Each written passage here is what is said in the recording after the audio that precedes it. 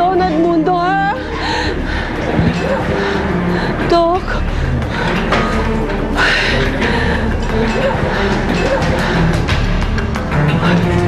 Mama, ano po lagi ni Mayor Guadlo?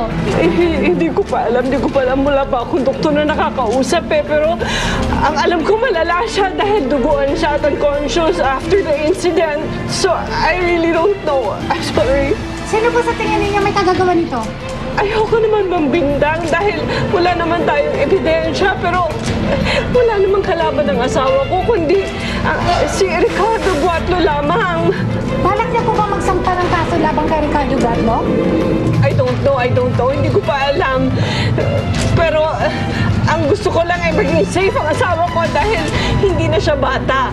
At half of his life, wala siyang ginawa ko hindi pagsilbihan ng buong San Felipe. Yun lang ang ginawa niya and he does not deserve this. I'm sorry, excuse me. Kailangan ako Anak, alam mo, dapat nagpahatid na lang tayo dun sa sasakyan na binigay sa'yo sa Maynila. Ay, init-init sa bus. Walang aircon. Ano ka ba? Paano si Gina? Makahala tayo mga kapitbahay. Sa bagay, tama ka.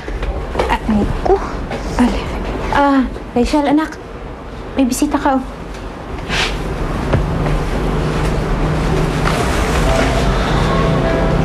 Anong ginagawa mo dito? Hinihintay kita eh. Bakit? Sorry na.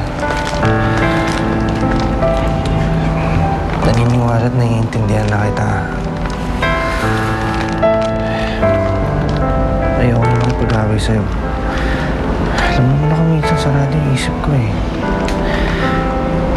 Pasensya ka rin kung may nasabi akong di maganda. Hindi ko naman sinasadya yun eh.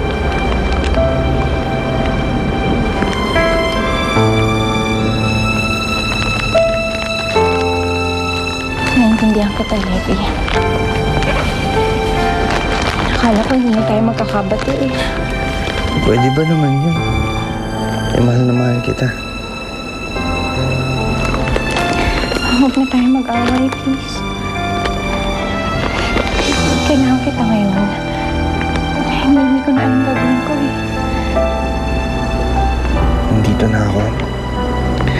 At matutuloy na yung plano natin. Alis na tayo dito.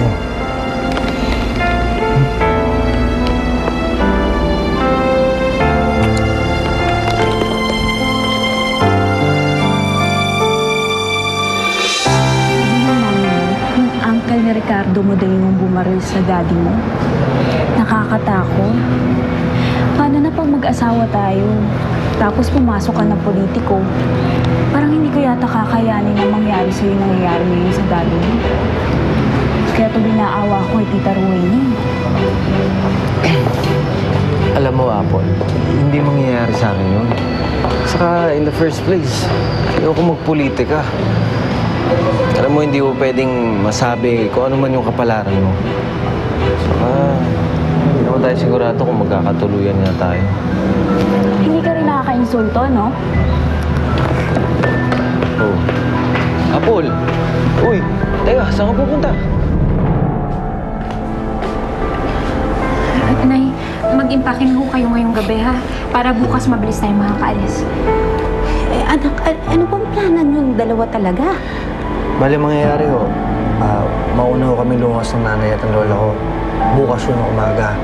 Tapos kayo naman nila Gina, luluwas naman ng bukas ng gabi. Hindi po kasi tayo pwede magsabay dahil may nagbabantay ho sa akin. At minsan wala akong natatakasan yun. Naman, Levi, nakakatakot naman yung pinaplano mo eh. At saka, anak, paano yung tatay mo? Pag nagtanong yung kung anong gagawin natin doon, ano sasabihin ko? Yan sabihin nyo na pupunta tayo ng Maynila. Doon na tayo titira. Ngayon kung ayaw nyo sumama, edi bahala siya. Tsaka madali na lang ho yun kapag nasa Manila na tayo.